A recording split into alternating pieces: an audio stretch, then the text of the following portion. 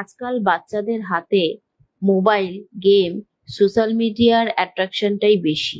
তাই যখন নিজের ছেলেকে মন দিয়ে হনুমানজির পুজো করতে দেখি, কয়েক লাইন হনুমান চালিসা বলার চেষ্টাও দেখি, তখন সত্যিই মনটা খুব ভরে যায়।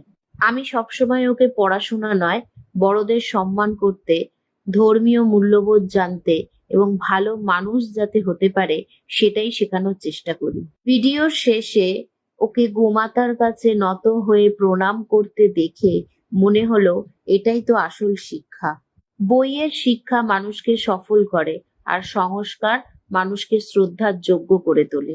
ভগবান হনুমানজির আশীর্বাদ এবং গোমাতার কৃপা যেন সব সন্তানদের ওপর বর্ষিত হয়।